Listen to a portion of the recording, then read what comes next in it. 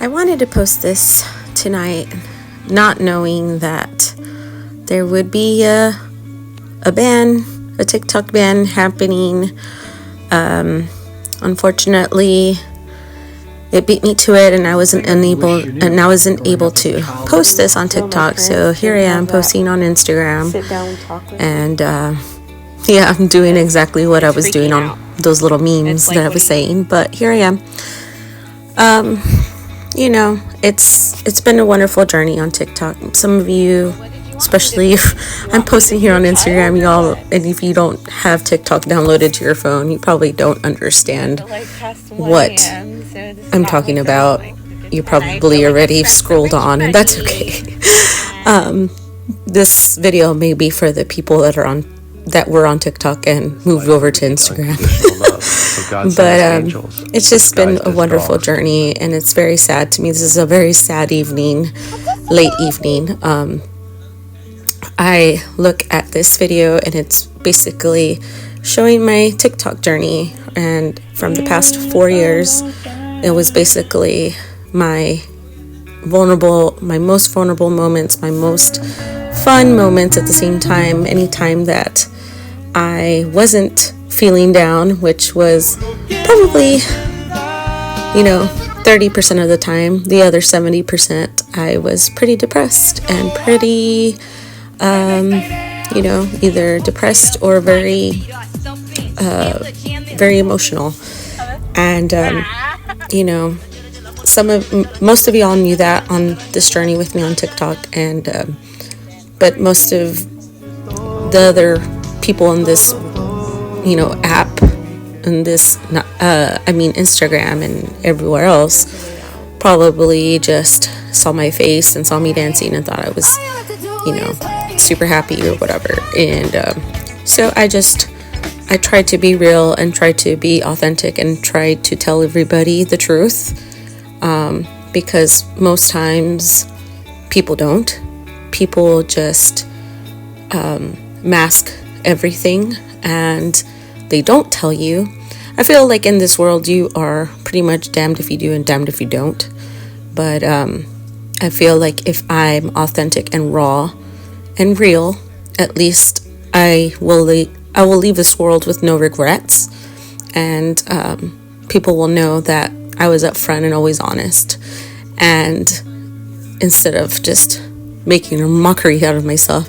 Maybe I do look like I'm making a mockery sometimes, but hey, that's okay. That's just me being me and being silly. And if you've known me for a long time, you know that that's how I am.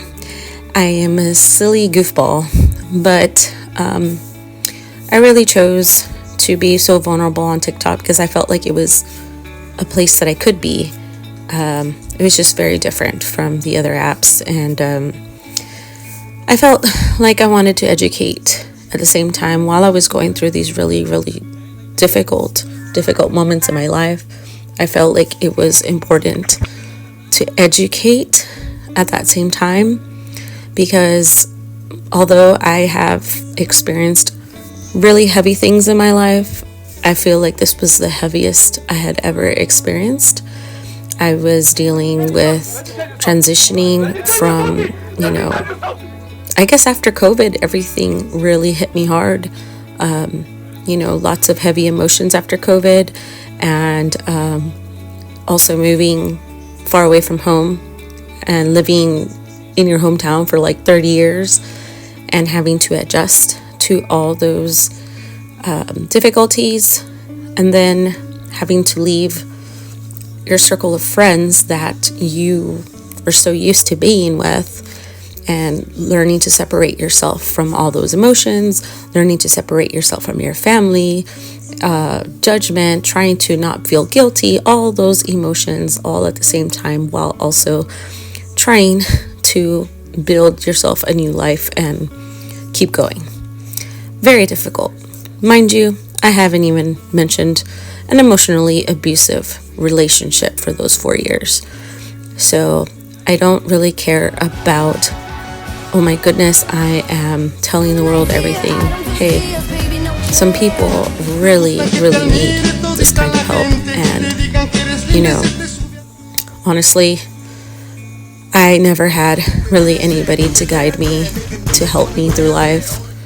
Honestly, until now, that I'm getting more help from other people, from elders, and therapy, things like that. So I guess that's what my mission was. My mission was to help others, to see what somebody with mental health issues was going through, and for them to see that they always still kept going and still kept trying, even though there was darkness in their world, but they always found the light somehow.